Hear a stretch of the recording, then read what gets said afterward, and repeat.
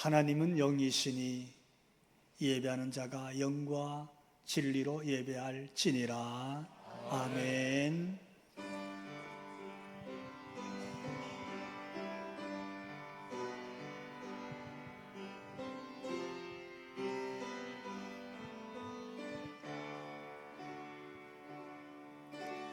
우리 주는 위대하며 능력이 많으시도다.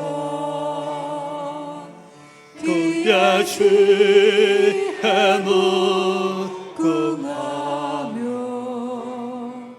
인자는 영원하도다. 상한 자를 고치시며 상처를 싸매시도다. 별들의 수를 세시며 이름을 붙이셨도다. 그가 구름으로 하늘을 덮으시며 땅을 위하여 비 준비하시니 예루살렘아 여호와를 찬송할지어다. 내 하나님을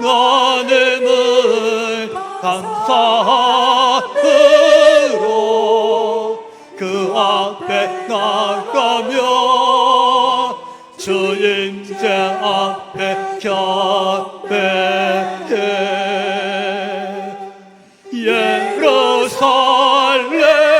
예루살렘아 여호와를 찬송할지어다. 내 하나님은 감사함으로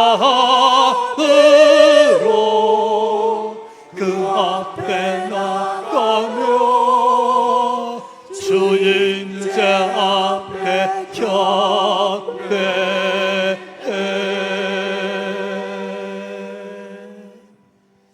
아멘. 우리 사도신경으로 우리 하나님께 신앙 고백 올립니다. 나는 전능하신 아버지 하나님 천지의 창조주를 믿습니다.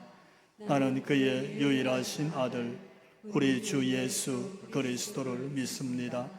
그는 성령으로 잉태되어 동정녀 마리아에게서 나시고 본디오 빌라도에게 고난을 받아 십자가에 못 박혀 죽으시고 장사된 지 사흘 만에 죽은 자 가운데서 다시 살아나셨으며 하늘에 오르시어 전능하신 아버지 하나님 우편에 앉아 계시다가 거기로부터 살아있는 자와 죽은 자를 심판하러 오십니다.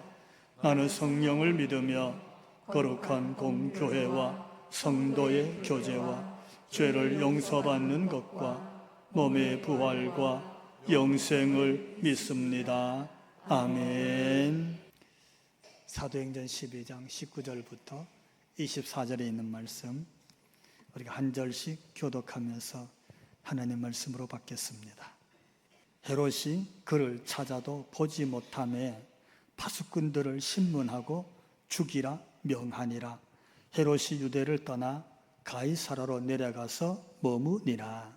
헤롯이 두로와 시돈 사람들을 대단히 노여워하니 그들의 지방의 왕국에서 나는 양식을 먹는 까닭에 한마음으로 그에게 나와 왕의 칭송을 받으시나 블라스도를 설득하여 화목하기를 청하니라. 헤롯이 나를 택하여 왕복을 입고 단상에 앉아 백성에게 연설하니 백성들이 크게 부르되 이것은 신의 소리요 사람의 소리가 아니라 하거늘. 헤롯이 영광을 하나님께로 돌리지 아니하므로 주의 사자가 고치니 벌레에게 먹혀 죽으니라. 하나님의 말씀은 흥황하여 더하더라. 아멘. 우리는 지난 주일 우리는 하나라고 하는 그런 미션을 가지고 구역 모임을 가졌습니다. 사실 돌아보면 주님의 은혜와 주님의 섭리 때문에 우리가 날마다 살아가는데, 오늘도 또 이 한 주간도 분명히 주님이 은혜 주시고 섭리하셔서 우리를 인도하여 주실 줄로 믿습니다. 아멘. 우리는 하나라는 지난주의 미션과 함께 또 지난날 우리 교회에 있었던 일들 몇 가지만 영상으로 한번 봅시다.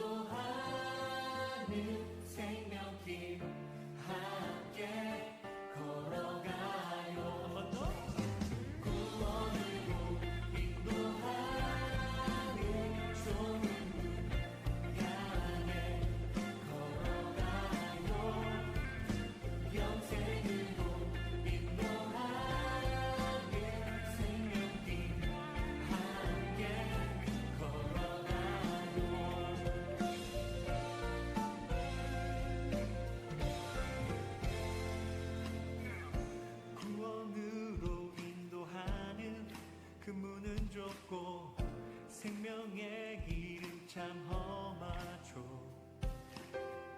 세상 사람들 그 문을 향하지만 우리 예수 따라가니 구원으로 인도하는 좁은 문 향해 걸어가요. 영생으로 인도하는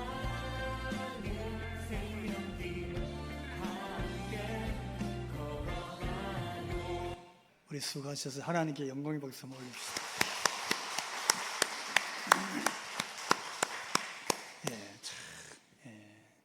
참 저는 목사로서 기뻤어요.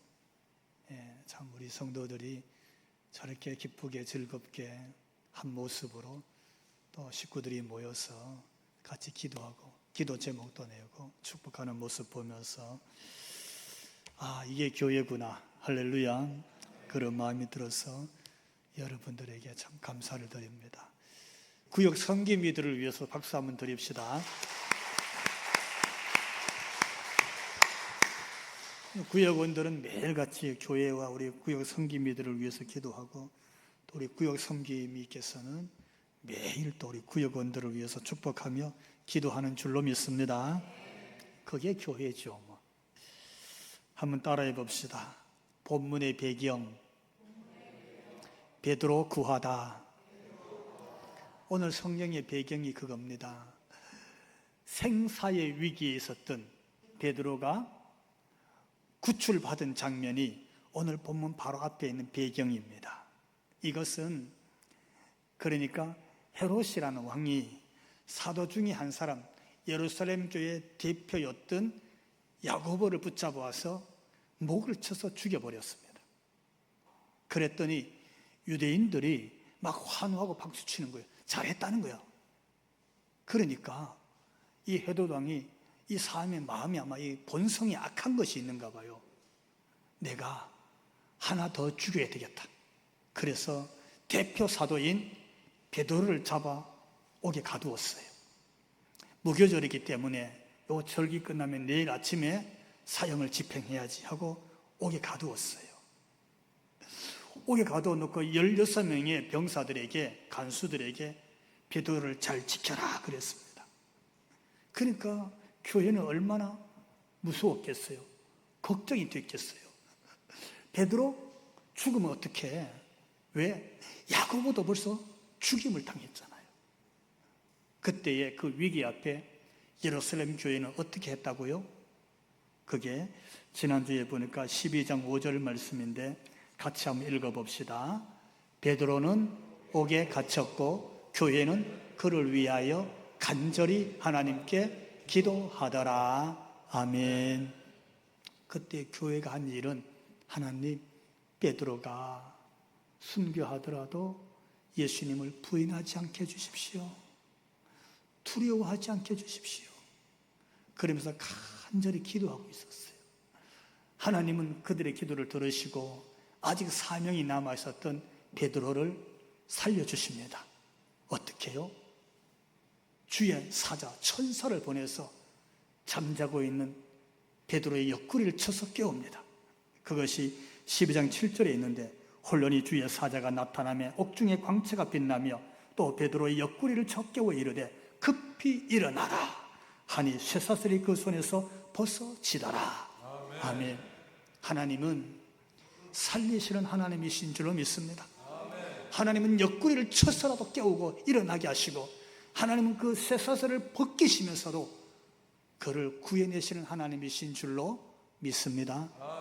오늘도 하나님이 살리시고, 오늘도 하나님이 건져주시고, 오늘도 하나님 우리가 매여있는 모든 쇠사슬로부터 벗어나 자유케 하는 그런 하나님의 은혜가 저와 여러분 우리 가운데 있어지게 될 줄로 믿고 그렇게 되기를 주님 이름으로 축원합니다. 이게 오늘 본문의 배경이에요. 이런 일이 생긴 거예요. 이렇게 되니까 백성들에게 환호를 듣고 손뼉을 받고 그에게 칭송을 받았던 누가? 헤롯 왕이 세상 말로 하면 열받은 거야. 따라해 봅시다. 헤롯의 진노와 잔인함. 그의 진노가 잔인함으로 이어집니다. 베드로를 끌어내라. 그의 목을 쳐라. 사형을 시키려고 명해서 보니까 옥에 베드로가 있었어요? 없었어요? 없었어. 주의 사자가 그를 옆구리를 쳐서 데리고 나가서 그를 건져냈어요. 그러니까 옥이 난리가 났어요. 도대체 이 베드로가 어디로 사라졌나 이거예요. 찾아도 베드로의 흔적조차 없으니까 헤롯이 그의 분노, 잔인함을 간수를 죽이는 데 써버려요. 그게 19절 오늘 본문에 있는데 한번 읽어봅시다. 헤롯이 그를 찾아도 보지 못하며 파수꾼들을 신문하고 죽이라 명하니라.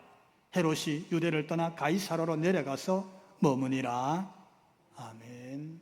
헤롯이요 16명의 간수를 신문해서 어떻게 죽여버려라.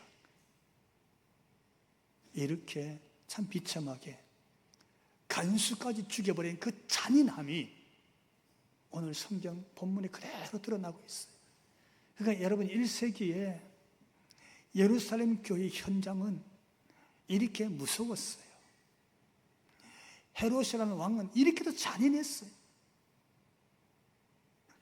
저는 이 말씀을 보면서 이 헤롯 왕에게 있는 이 잔인함, 이런 분노, 진노, 사람을 이렇게 쉽게 죽이는 참혹한 현장이 우연히 어느 날 갑자기 일어난 게 아니라는 것을 보게 됩니다. 마치 저주가 마치 유전처럼 흐르고 있어요. 이 가문에 그게 역사가 우리에게 증언하고 있습니다. 본문에 등장하는 이 헤롯의 할아버지가 헤롯 대왕, 그가 헤롯 왕입니다. 이 첫 번째 헤롯 왕은요, 때가 예수님 탄생 시예요. 그때에 이 유대 땅을 다스리는 왕이었는데 저 멀리 동방에서 박사들이 새도 와서 지금 이곳에 메시아가 탄생했다는 메시아 탄생의 소식을 전했습니다. 그랬더니 헤롯 왕과 신하들과 예루살렘에 소동이 일어났어요. 어디서 태어났느냐 알아보니까 성경에 베들레헴에서 태어난다는 말씀이 있다. 그 얘기를 듣고 동방 박사들이 얘기를 했어요. 그리고 왕이 불렀어. 너희가 가서 혹 메시아 탄생을 목격했거들랑 나한테 좀 알려줘라. 나도 가서 그에게 경배할 것이니라. 그리고 박사들이 별을 따라 베들레헴에 가서 보니까 정말 메시아인 예수님이 탄생해 계셨습니다. 할렐루야. 아멘. 얼마나 기뻤겠어요. 자기의 보배함을 열어서 경배하면서 아기 예수님을 예배했습니다. 돌아가려고 그러는데 하나님의 사자가 너는 예루살렘 가서 헤롯을 만나지 말고 다른 길로 돌아서 너네 나라로 가라. 그래서 박사들이 주의 말씀 따라서 돌아서 자기 나라로 돌아갔어요. 박사들의 소식을 기다렸던 헤롯이 아무리 소식이 안 오니까 알아보니까 박사들이 다른 곳으로 돌아서 갔더라. 이 소식을 듣고 헤롯 대왕이 진노합니다. 그래서 어떻게 했어요? 왕이 어명을 내렸어. 베들레헴과 그 주변에 있는 모든 마을들을 돌아다니면서 2살 이하의 남자아이는 전부 죽여버리라고 했어요. 여러분, 아무리 그래도 그렇지 이렇게 끔찍한 일이 실제 역사에 일어나잖아요. 어떻게 2살 이하의 남아아이를 다 죽입니까? 그게 헤롯 대왕. 이렇게 참 슬프고 가슴 아픈 일이 예수님 탄생 시에 있었어요. 근데 헤롯 대왕의 아들이 헤롯 2세, 헤롯 안티파스예요. 그가 왕이 됐어요. 근데 이 헤롯 안티피스토로스라는 왕은 어떤 일을 하느냐 하면 자기 이복형을 죽이고 권력을 빼앗아. 그의 아내를 빼앗아. 그리고 그 헤로디아의 딸이 자기 생일날 춤추고 노래하니까 상을 주는데 뭘 줍고 무엇인지 구해라. 그러니까 헤로디아의 딸이 뭐라 그랬어요? 제게 세례요한의 목을 잘라 소반에 소쿠리 담아 주십시오. 그랬다고. 그랬더니 헤롯 2세, 헤롯 안티파스가요, 명을 내려서 감옥에 있는 누구? 세례요한의 목을 쳐서 그걸 바구니에 담아서 연회장 가운데 가지고 옵니다. 헤로디아의 딸이 그걸 선물로 받아서 자기 어머니에 가져갑니다. 그 왕이 누구라고요? 헤롯 2세입니다. 오늘 본문 헤롯의 아버지야. 오늘 본문의 헤롯은 어떤 사람입니까? 헤롯 3세라고 할 수 있는데 헤롯 아그리파 1세라고 불러요. 성경에 헤로다, 헤롯 이렇게 나오는데 이는요, 오늘 본문에 보니까 아까 말씀드린 것처럼 누구를 먼저 죽였어요? 사도 야고보의 목을 쳐서 죽인 사람이. 베드로를 죽이려고 그러다가 베드로가 사라지고 나니까 그를 지켰던 옥사에 지켰던 간수 16명을 불러서 신문하고 다 죽여버린 그 왕이 헤롯 3세야. 여러분, 이게 무슨 뜻입니까? 그냥 우연히 그냥 성경 모르고는 나 헤롯 그러니까 그 왕이 그 왕처럼 보이는데 사실은 대를 이어서 그 할아버지의 그 아들, 그 아들의 그 손자야. 여러분, 그런 말 쓰잖아요. 여러분, 성품이 유전처럼 대를 이어갑니다. 선함도 이어지고요, 의도 이어집니다. 성품도 이어집니다. 그렇죠? 습관도 물론 당연히 이어집니다. 혈액형 DNA도 이어집니다. 근데 여러분, 악도 이어집니다. 죄성도 이어집니다. 불의도 이어지는 거예요. 우리가 이 역사의 현장들을 살펴보면서 말씀을 가만히 봐야 됩니다. 왕의 권력이야. 그 권력을 어디 휘두릅니까? 칼을 함부로 휘두릅니다. 어떻게? 사람 죽이는 데 쓰는 거예요.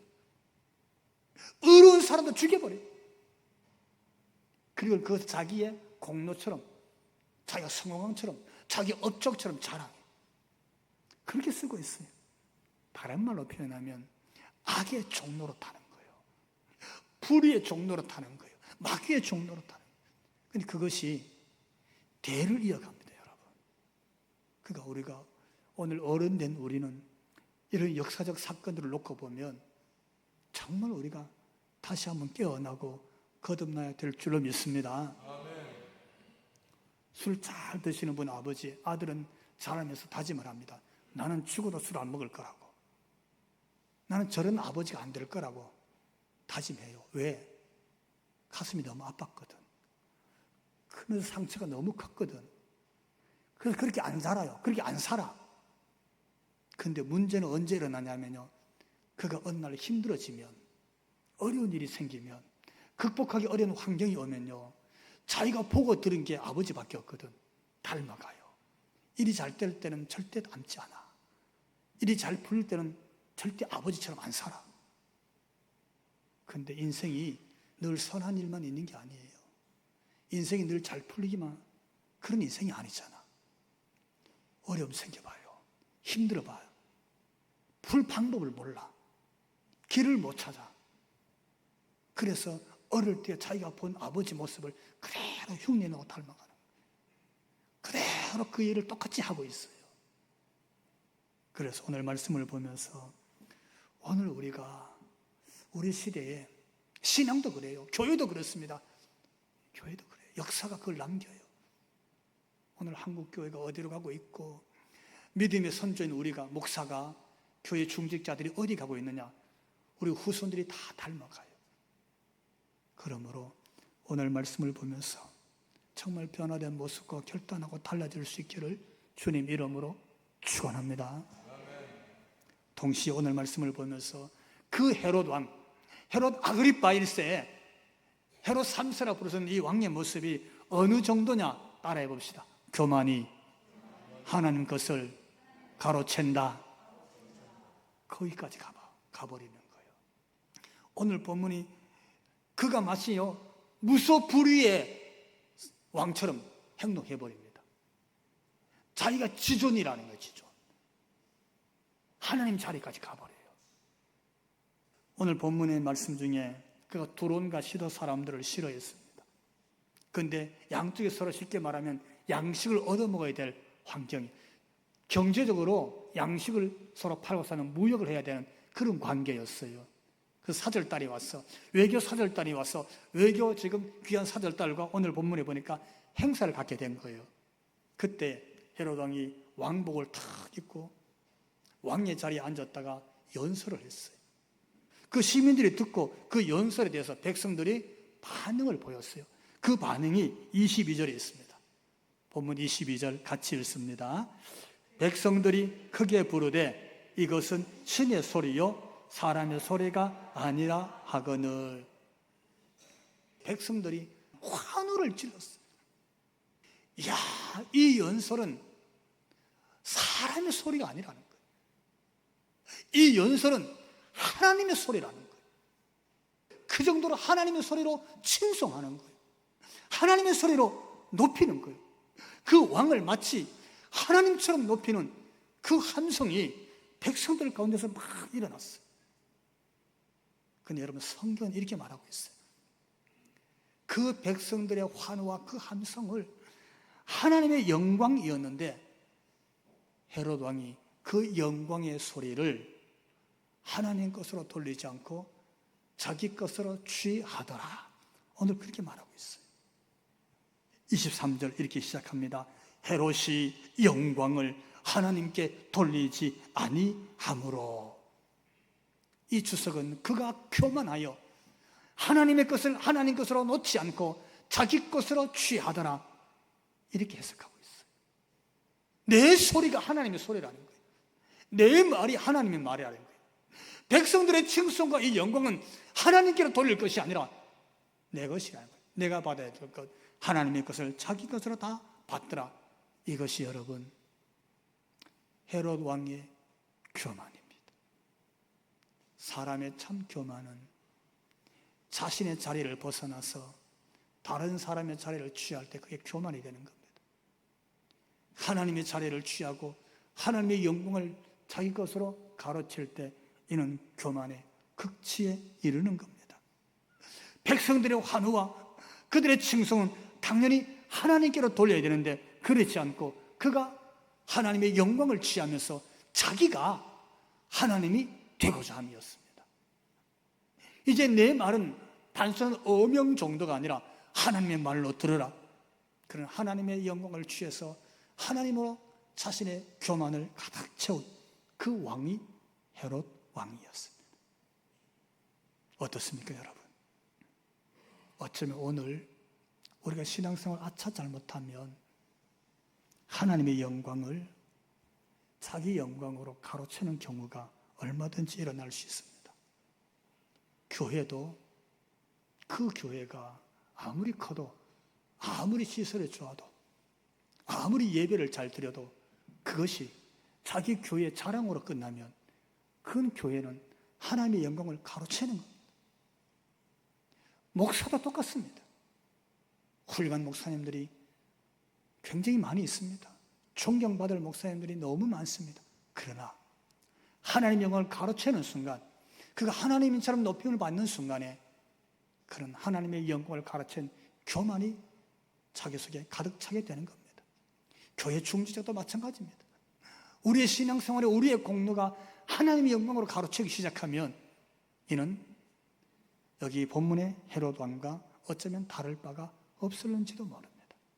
동시에 헤롯 왕의 이 교만에 대해서 하나님께서 심판하십니다. 하나님은 침묵하시는 것처럼 계셨어요. 야고보가 그렇게 순교당할 때 하나님 말씀하지 않는 것처럼 보였어요. 하나님은 그 역사 속에서 어떻게 말씀하시는지 역사의 주인 운행자라고 느끼지 못하는 것처럼 보였었어요. 근데 하나님은 침묵하시는 분이 아니셨어요. 하나님은 오늘도 여전히 일하시고 하나님은 역사를 운행하시는 줄로 믿습니다. 23절 함께 읽습니다. 헤롯이 영광을 하나님께로 돌리지 아니하므로 주의 사자가 고치니 벌레에게 먹혀 죽으니라. 하나님의 사자를 보내서 그를 쳤어요. 하나님의 심판이란 뜻입니다. 하나님이 치니까 그 권세로 사람의 생명조차 쉽게 죽여버리듯 백성들의 환호를 들으면서 자신이 하나님이냐 그 영광을 자기 것으로 취하던 그가 여러분 전쟁터에서 전쟁의 영웅으로 죽는 것이 아니고 백성들을 위해서 순교하듯이 죽는 것이 아니고 벌레에게 물려 죽었어요. 그 미물 벌레에게 물려서 왕이 죽었습니다. 하나님의 심판은 누구도 피할 수가 없습니다. 하나님께 잘했다 칭찬받을 수 있기를 바랍니다. 이 말씀 23절의 말씀을 김소택 목사님이 이렇게 해석을 했더라고요. 초대교회 문헌에 의하면 그때 갑자기 헤롯 왕이 폭통이 일어나 쓰러져 5일 동안 극심한 고통을 받다가 죽었는데 죽은 후에 보니 벌레가 그의 창자를 뜯어 먹었으며 그의 배에는 벌레가 가득했고 그의 몸에서는 아주 심한 악취가 진동했다. 그가 어떻게 죽었는지를 본문을 주석하면서 그렇게 설명을 했습니다. 여러분 참 끔찍하잖아요. 참 불쌍하잖아요. 무슨 뜻입니까? 오늘 본문을 보면서 여러분 하나님이 던지시는 성경의 메시지를 듣게 되기를 주님 이름으로 축원합니다. 성경 기록된 말씀 속에서 주시는 하나님의 음성이 있다는 거죠. 하나님은 우리가 들어야 될 메시지로 여전히 오늘도 이 말씀을 저와 여러분에게 주시는 줄로 믿습니다. 무슨 말씀입니까? 오늘 본문을 보면서 이 역사적인 한 사건을 통해서 정말 무서운 일이잖아요. 왕이 왕의 권력을 휘둘 때는 막을 자가 없었어요. 피할 자도 없었습니다. 그런 초대교회 현장에서 그 권력조차도, 그 왕의 권력조차도, 그 헤롯 왕조차도 그 박해와 핍박이 이루 말로 다 할 수 없었는데 그조차도 한순간에 사라지더라는 거예요. 이 역사 속에서 하나님은 이 사건을 통해서 어떤 말씀을 주셨느냐라고 제게 물으신다면 오늘 본문 24절이 오늘 사건의 하나님 메시지입니다. 오늘 24절 같이 읽어봅시다. 하나님의 말씀은 흥왕하여 더하더라. 아멘. 이 말씀 주시는 거예요. 오늘 사도행전의 저자는 1세기에 있었던 헤롯 아그리빠라는 왕이 어떤 일을 행했는지 그대로 기록하면서 그 사건 속에서 그가 던지는 하나님 말씀은 하나님 말씀이 흥왕하여 더하더라. 이 말씀 주시는 거예요. 여러분 하나님의 말씀이 흥왕하다는 말씀이 뭡니까? 이 흥왕하다, 흥왕이라는 말을 국어사전 찾아보면요 어떻게 해요? 왕성하다, 넘치다, 풍성하다. 할렐루야. 그렇게 해석하고 있어요. 뭐가? 살아있는 하나님 말씀이 가니까 하나님이 흥왕하고 하나님이 넘치고 하나님이 풍성해진 줄로 믿습니다. 하나님 말씀이 가니까 살리는 말씀이고 창조하는 말씀이고 그 말씀이 능력이 되어 흥왕하고 풍성하고 넘치는 줄로 믿습니다. 여러분, 그 말씀 주시는 거예요. 하나님 말씀이 가면 하나님의 영광이 넘치게 될 줄로 믿습니다. 하나님 말씀이 가면 하나님의 능력이 흥왕해서 넘치고 풍성해지고 있다는 이 메시지의 말씀, 오늘 저와 여러분도 들어야 할 하나님의 말씀인 줄로 믿습니다. 우리의 영혼이 언제 번창합니까? 우리의 영혼이 언제 풍성해집니까? 우리의 삶이 언제 풍성해지고 우리의 가정이 언제 풍성해지고 우리의 인생이 언제 다시 살아나고 풍성해집니까? 하나님 말씀이 가서 그 말씀이 살아날 때 하나님 말씀이 우리에게 풍성함을, 흥함을 더한 줄로 믿습니다. 이 말씀 주시는 권력이 아니었어요. 무지하게 폭행도 아니었어요. 칼날도 아니었고 죽음도 아니었어요. 하나님 말씀이 가면 그 말씀이 풍성해지고 그 말씀이 왕성해지고 그 말씀이 번창해져서 하나님의 이름은 높임을 받고 하나님의 영광은 더 풍성해지고 하나님의 이름은 더 거룩히 여김을 받게 되는 줄로 믿습니다. 오늘 저와 여러분, 하나님 말씀이 있는 교회, 그런 교회 우리가 만들어갈 수 있기를 주님 이름으로 축원합니다. 하나님 말씀이 우리 속에 살아있는 그런 성도 됩시다.